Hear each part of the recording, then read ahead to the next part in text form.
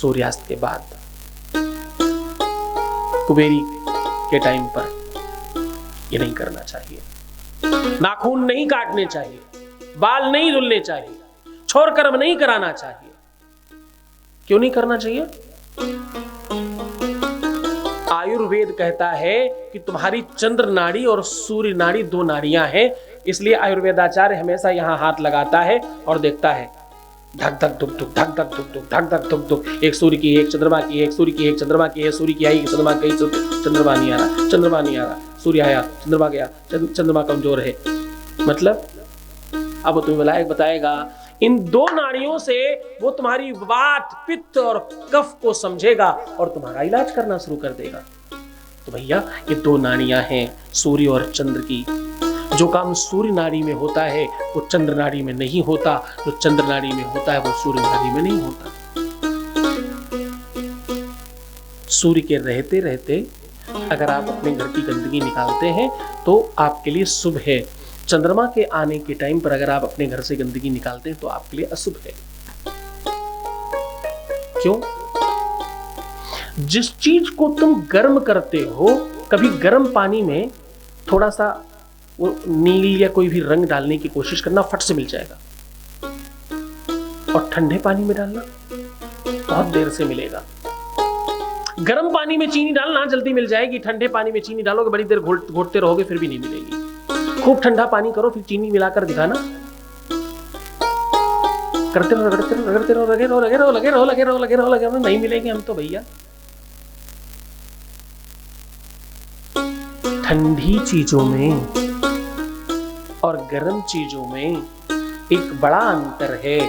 गर्म चीज जल्दी एक्सेप्ट करती है किसी चीज को, ठंडी चीज नहीं करती। इसीलिए हम जो भगवान को देना चाहते हैं वो बर्फ में नहीं डालते, आग में डालते हैं और स्वाहा, क्या कहते हैं? स्वाहा।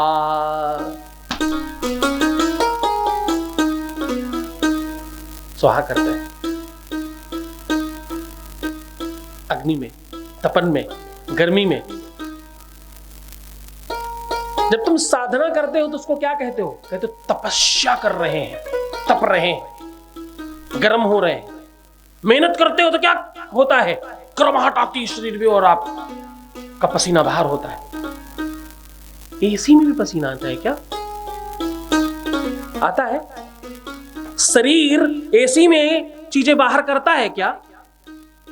झाड़ू मारता है अंदर से? नहीं मारता।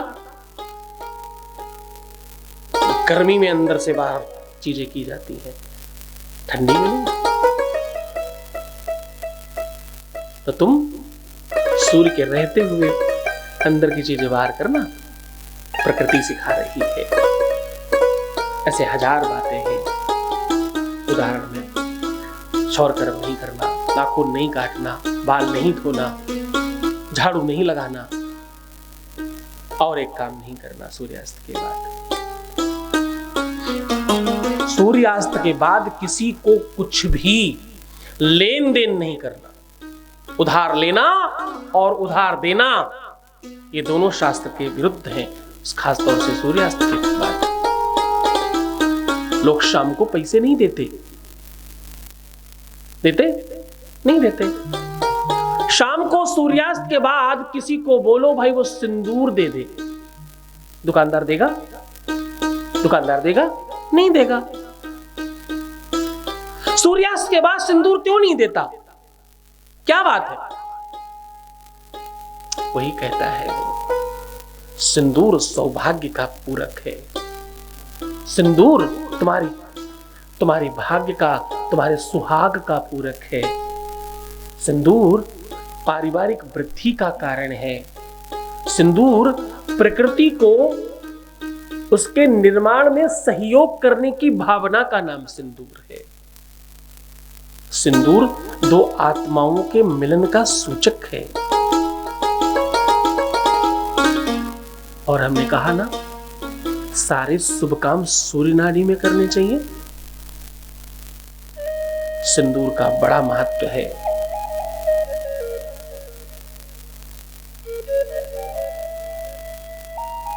और ध्यान रहे हनुमान जी की पूजा भी द्वादशावतारी है भगवान शिव के, सूर्यास्त के पहले ज्यादा अच्छी होती है। सूर्य के रहते रहते पूजा करिए, सूर्य गुरु हैं इनके। और भगवान हनुमान के जो आराध्य हैं वो सूर्य वंश में पैदा हुए हैं, इसलिए हनुमान की पूजा सूर्य के रहते रहते करनी चाहिए। सूर्यवंश को प्रणाम करते हैं हनुमान।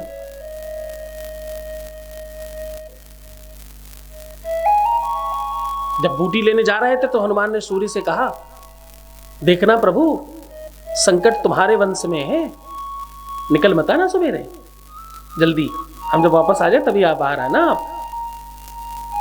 और आशा करता हूं कि स्वल्प निवेदन आप स्वीकार करेंगे, छोटा सा निवेदन कर रहा हूं, यह स्वीकार करेंगे, वरना तो आप जानते हैं हनुमत कितना मतवाला है। आपको तो पता है हमने बचपन में नाश्ता कर लिया था आपका, तो ये तो काम हम कभी भी कर सकते हैं। तो भैया ध्यान रहे कि आप ऐसा करेंगे। तो निवेदन भी आदेशात्मक है इनका, उनका पूजन हमेशा दिन में करना है, सूर्य के टाइम पर करें। क्यों? क्योंकि वो सूर्यवंश को प्रणाम करते हैं।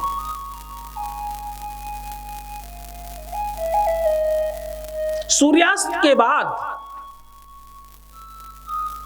जो भी महिलाएं, जो भी माताएं, जो भी सुहागवती स्त्रियां या कोई भी कुलीन पुरुष कुछ आदान प्रदान करता है, ददाति कुतगृह्णाति नानिथि सा प्रसीदति, कुछ देना लेना करते हैं, उधार व्यवहार करते हैं, धन का लेन देन करते हैं, उनके घर से धन चला जाता है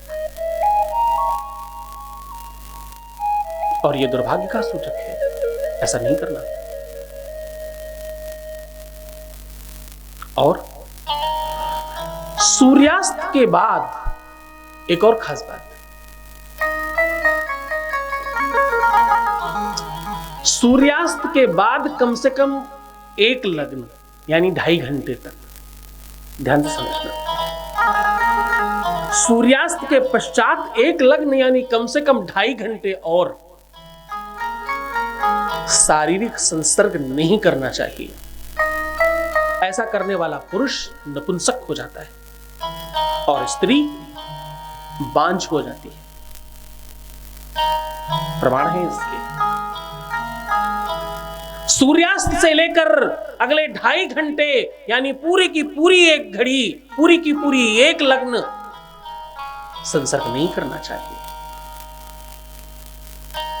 ऐसा करने वाले लोगों के घर में संतान बहुत अच्छी नहीं आती, संतान पक्ष खराब हो जाता है, या तो संतान होती नहीं है या तो होती है तो बहुत अच्छी नहीं होती।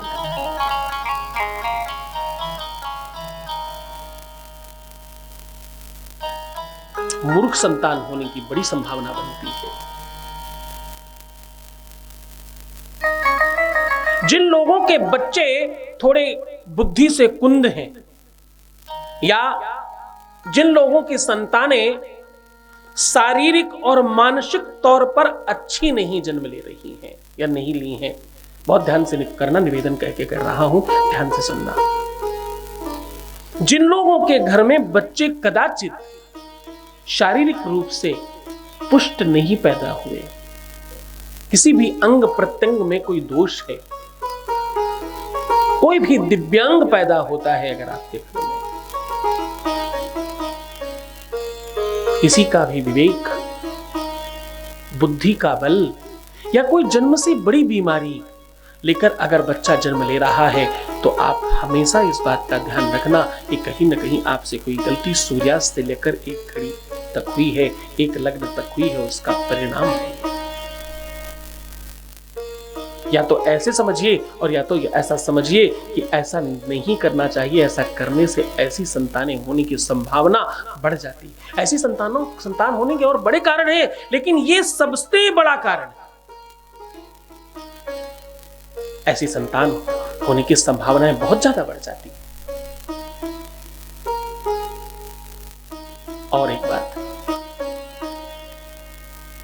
जिन लोगों के जीवन में दुर्भाग्य आ गया, अचानक तलाक की नौबत आ जाए, संबंध विच्छेद की संभावना बनने लग जाए या ऐसा कुछ हो जाए, उनके भी जीवन में कहते हैं इसी प्रभाव का प्रताप है, वो इसी कार्य का वो परिणाम है। इस प्रभाव से जीवन में वो अभाव मिला है, वो भी इसी का कारण है।